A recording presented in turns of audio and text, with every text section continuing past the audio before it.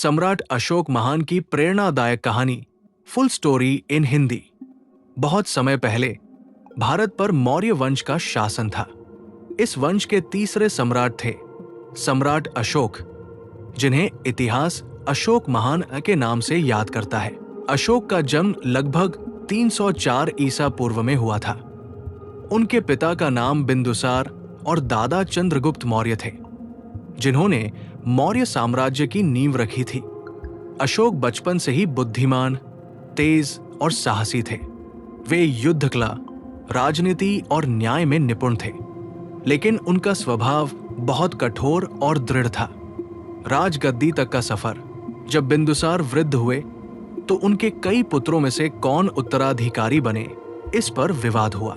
अशोक ने अपने साहस और बुद्धिमानी से सबको पीछे छोड़ दिया और पाटलिपुत्र, आज का पटना, की गद्दी पर बैठकर मौर्य साम्राज्य के सम्राट बने। सिंहासन पर बैठने के बाद उन्होंने साम्राज्य का विस्तार करना शुरू किया। उनका साम्राज्य लगभग पूरा भारत, अफगानिस्तान और नेपाल तक फैल गया था।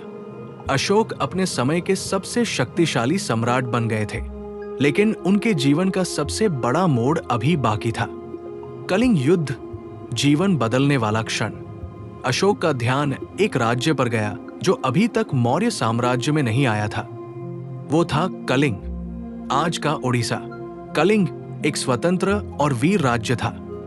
अशोक ने उसे जीतने के लिए विशाल सेना भेजी।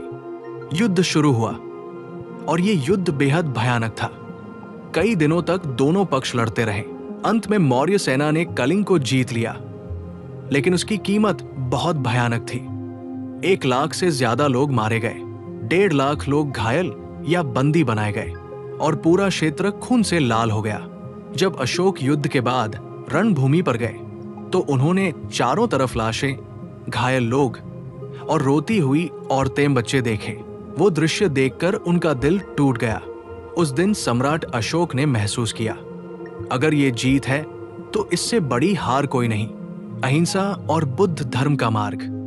उस युद्ध ने अशोक को अंदर से बदल दिया। उन्होंने तय किया कि अब वे कभी युद्ध नहीं करेंगे। उन्होंने बुद्ध धर्म को अपनाया और अहिंसा, करुणा और मानवता का संदेश फैलाना शुरू किया। अशोक ने अपने साम्राज्य में जगह जगह अशोक स्तंभ बनवाए, जिन पर उनके धर्मलेख, एडेक्स, खुदे थे। इन धर्मलेखों में उन्होंने लिखा, सब जीव एक समान है, धर्म का सच्चा अर्थ है दूसरों की सेवा। उन्होंने अस्पताल, धर्मशालाएं, सड़कें, कुएं और वृक्षारोपण के आदेश दिए। उनका शासन धर्म आधारित राज्य बन गया। धर्म प्रचार और विश्व में शांति संदेश। अशोक ने बौद्ध धर्म को फैलाने के लिए भारत से बाहर भी मिशन भेजे। उनके पुत्र महिंद और पुत्री संघमित्रा को उन्होंने श्रीलंका भेजा, जहां उन्होंने बौद्ध धर्म का प्रचार किया। श्रीलंका में आज भी उन्हें धर्मराज अशोक के नाम से याद किया जाता है। उन्होंने नेपाल, म्यांमार, थाईलैंड और मिस्र तक शांति संदेश भेजे। इतिहासकार कहते हैं कि अशोक पहले ऐसे सम्राट थे जिन्होंने धर्म को हथियार नहीं, बल्कि प्रेम का सेतु बनाया। अशोक का शासनकाल स्वर्ण युग। अशोक के समय में भारत में न्याय व्यवस्था मजबूत थी। हर प्रजा की समस्या सुनी जाती थी। उन्होंने पशुओं की सुरक्षा, वनों के संरक्षण और धार्मिक सहिष्णुता पर भी विशेष ध्यान दिया। उनका बनाया अशोक चक्र आज भी भारत के राष्ट्रीय ध्वज, तिरंगे के बीच में है, जो हमें न्याय, धर्म और गति का प्रतीक बताता है। अंतिम जीवन और विरासत। अपने अंतिम वर्षों में अशोक ने राजमहल से दूर रहकर साधना और ध्यान का जीवन अपनाया। उन्होंने सादगी से जीवन बिताया और 232 ईसा पूर्व में उनका निधन हुआ, लेकिन उनका नाम इतिहास के पन्नों में अमर हो गया। वो राजा जिसने तलवार से नहीं, बल्कि धर्म और करुणा से दुनिया जीती। सीख।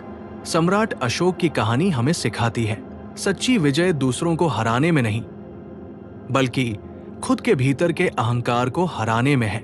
बस एक like, comment, share, follow, subscribe जरूर करें।